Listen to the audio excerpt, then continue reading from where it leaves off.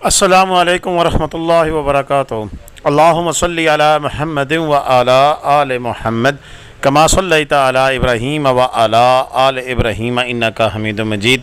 अल्लाहुम्मा बारिक अला मुहम्मदिन व अला आलि मुहम्मद कमा बारकता अला इब्राहीम व अला आलि इब्राहीम इन्नका हमीदुम मजीद। अल्लाह ताला दुरूद व सलाम मेरे और आपके प्यारे तसून तमन्नों आका हज़रत मोहम्मद मुस्तफ़ा सल्लल्लाहु अलैहि वसल्लम पर, आपकी आल पर और आपके असाब पर। जी अज़ीज़ दोस्तान गिरामी, आज हम आपको वीडियो एक डिफरेंट एंगल की बना कर दिखा रहे हैं कि जिसके अंदर सोशल मीडिया पर भी मैंने वीडियो देखी, लेकिन वो बादशाह सलामत हैं, लोग मुख्तलिफ़ किस्म की वीडियोज़ लगा देते हैं, लेकिन उनको पता ही नहीं होता कि पीछे बैकग्राउंड पे क्या हो रहा है। तो वीडियो में लिखा हुआ था कि मरी के मोटल तमाम जो उनसे होटल हैं वो गिरा दिए जाएंगे और गिराने शुरू कर दिए गए हैं। बिल्कुल इसमें तो कोई दूसरी राय नहीं है कि ये होटल गिराने का सिलसिला शुरू है। और होटल कहाँ कहाँ गिराए जा रहे हैं, कब से गिराए जा रहे हैं, कितने होटल गिराए जाएंगे और क्यों होटल गिराए जाएंगे, ये सारी डिटेल होगी मेरी आज की इस वीडियो में। वीडियो थोड़ी लंबी है, प्लीज़ वीडियो पूरी देखिएगा ताकि आपको हक़ाइक़ के बारे में इल्म हो सके कि ये होटल क्यों गिराए जा रहे हैं। देखें, मरी के अंदर पिछली जो 15 अगस्त गुजरी है उसके बाद से होटल्स गिराने का सिलसिला शुरू है।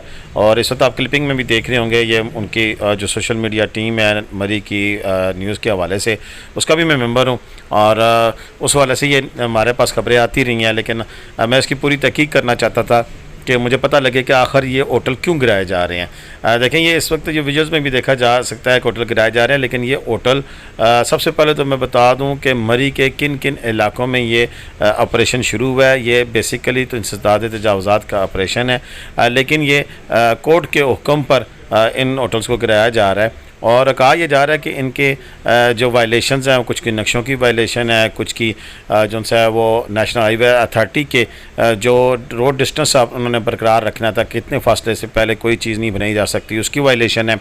और किसी और भी काफ़ी सारी वजूहत हैं जिनकी वजह से ये होटल्स गिराने का सिलसिला शुरू है। ये सिलसिला जो होटल गिराने का है, ये जो शुरू हुआ था, ये इसमें जिगा गली के वहाँ पॉइंट है, वहाँ से शुरू किया गया था।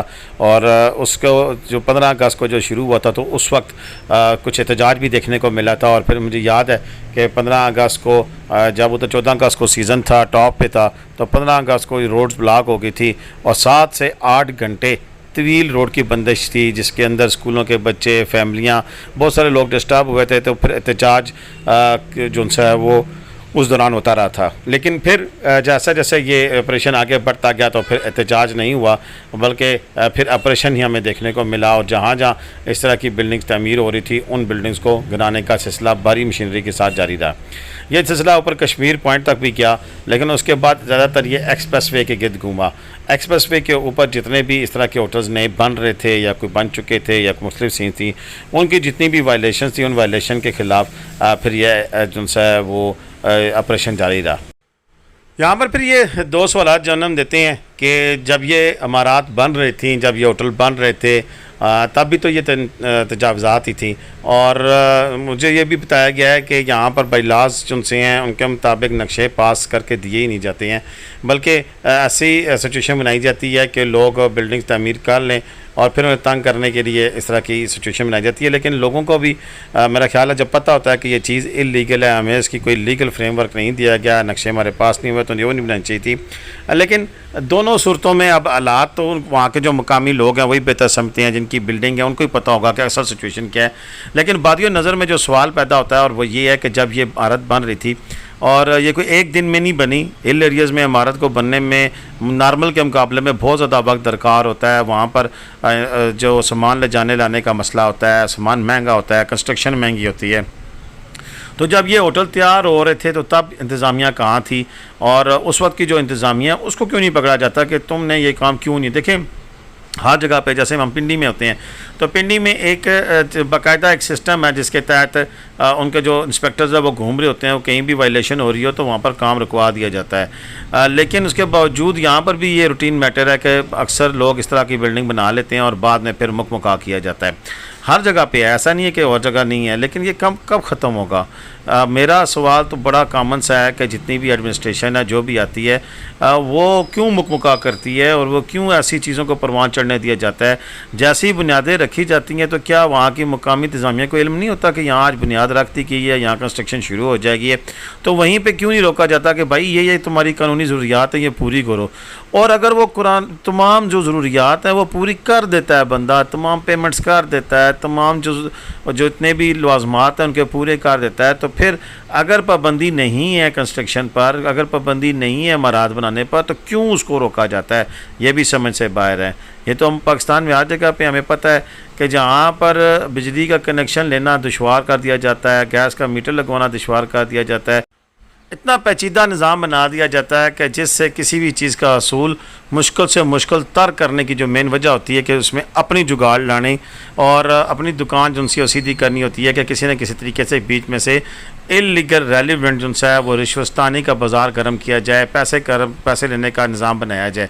अब ये बिल्डिंग देखें जो बनी है, ये जिसको गिराया जा रहा है, ये मुझे काफ़ी पुरानी बनी नज़र आ रही है। चले बहुत पुरानी ना भी हुई तो कम से कम फिनिश हुई बिल्डिंग है। अब इसकी जो चीज़ें अगर वायलेशन है इसकी, तो जब ये वायलेशन हुई थी तो तब इसको क्यों नहीं गिराया गया या इसको जुर्माना क्यों नहीं किया गया कि जुर्माना किया जाए कि तुम खुद हटा दो इस चीज़ को? ये चीज़ें मैं किसी के फेवर में बात नहीं कर रहा हूँ, जिन्होंने बनाई हैं अगर इन्होंने गलत काम किया तो डेफिनेटली इनके साथ ये होना चाहिए, लेकिन इनका जो किसने गलत काम हुआ है ये डिक्लेयर हो गया या गलत काम है, तो मैं उन जज साहब से दस्तबरदस्ता गुजारिश करूँगा कहीं तो इन्हें अदालत ना हो जाए, लेकिन इतनी तो रिक्वेस्ट काम मेरा बनता है कि जनाब आला जिन लोगों के दौर में जो कि मुतलका इदारे थे, नेशनल हाईवे अथॉरिटी थी, बिल्डिंग डिपार्टमेंट था, जो भी था, हमें नहीं पता कौन था, लेकिन जिनके दौर में ये चीज़ें बनी हैं आखिर उनको क्यों नहीं कटहरे में खड़ा किया जाता? उस वक्त जो इनकी जो इस सिलसिले में जो इंतज़ामिया थी उसको क्यों नहीं आप कटहरे में खड़ा करते और उसको भी इतना ही जुर्माना किया जाए कि ये जो जितना भी एक्सपेंडिचर इस पे लगे हुए हैं ये उस पर डालें, ताकि कल आने वाले बंदे को पता लगे कि अगर मेरे सीट पे बैठे हुए मेरे दौर में अगर मैंने गलत किसी चीज़ को पास किया या मैंने कोई ऐसी रिवायत कायम की कि जिससे जो गलत काम है उसको तक़वियत मिलेगी तो इसका भुगतना कल मुझे खमियाजा खुद भुगतना पड़ेगा, तो मैं ये काम नहीं होने दूंगा चाहे जो मर्ज़ी हो जाए। आज आपकी पुलिस भी इस्तेमाल हो रही है, फ़ोर्स इस्तेमाल हो रही है और सारा ये जो इतना ख़र्चा, आखिर देखें जिस बंदे ने ये चीज़ बनाई होगी उसके करोड़ों रुपए लगे होंगे और ये इस तरह चीज़ें ख़त्म हो रही हैं, तो नुकसान तो बहरहाल नुकसान है।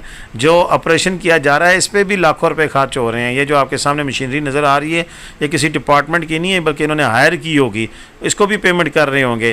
तो हर तरफ से एक चीज़ को क्यों ऐसा बना दिया जाता है कि पहले उसको इतना गंभीर बना दें और उसको एक तो वो नुकसान के जो गलत काम हुआ ऊपर से उस गलत काम को भी इस तरह ख़त्म करने के लिए फिर नुकसान के उल्टा और मज़ीद मशीनरी लगानी पड़ रही है और मज़ीद अखराजात करने पड़ रहे हैं। बहरकफ जो भी है इंतहाई गलत काम है। इस पर जब तक हम अपने मुल्क को कभी नहीं संवार सकते कि जब तक इन चीज़ों से हम परहेज़ नहीं करेंगे। अब बात आ जाती है कि पाकिस्तान के सियाती मकामात पर ऐसा क्यों? देखें, चाहे सियाती मकाम है चाहे कोई भी है, जहाँ पर भी गलत काम होगा ज़ाहिर बात है एक दिन आता है कि जब उसकी अखीर हो ही जाती है। मेरा तो यही मशवरा है कि पाकिस्तान के किसी भी सियाती मकाम के लिए पहले से डेकोरम तैयार कर लिया जाए कि मज़ीद आने वाले वक्त में किस तरह की कंस्ट्रक्शन होगी, कैसे बाइलाज होंगे और उन पर सख्ती से अमल दरामद कराया जाए, तभी हम चाहते हैं। एक और ख्याल भी था कि मरी के अंदर इतनी ज़्यादा कंस्ट्रक्शन कर दिया गया कि इसका कुदरती हुस्न बर्बाद करके रख दिया गया है, दरख्त काट दिए गए हैं, यहाँ पर टम्परेचर अब वो नहीं रहा जो किसी दौर में हुआ करता था। तो ये सारी चीज़ें हमारी सब की आंखों के सामने हुई हैं, कोई डकी छुपी बातें नहीं थी, ये सामने थी, सब के सामने हो रहा था, लेकिन तब सब ने आँखें बंद की रखी और अब आँखें खुलनी हैं। अब ये पता नहीं किसी की दुश्मनी में खुल गई हैं या जेन्युइनली खुलनी है, ये तो मेरा रब भी जानता है, लेकिन जो भी हो रहा है ये इस वक्त ये सिचुएशन है। कोई पूरी मरी के सारे होटल नहीं गिर रहे हैं, ये जो उस कानून की पादाश में आ रहे हैं वही किराए जा रहे हैं, बाकी मरी के सारे होटल वहीं पे कायम दायम है। टूरिस्ट आ रहे हैं, जा रहे हैं, किसी किस्म की कोई बंदिश नहीं है, कोई परेशानी नहीं है। और माल रोड इसके गिरदोनवा, कश्मीर रोड के गिरदोनवा में जहाँ जहाँ सिर्फ ये नजायज़ तजावज़ात थी उनको ख़त्म किया जा रहा है। आज की वीडियो में इतनी थी, मुझे इजाज़त दें। पाकिस्तान जिंदाबाद, पाकिस्तान पाइंदाबाद। जीते रहे, खुश रहें, बात रहे, अपनी दुआ में याद रखेगा। अल्लाह।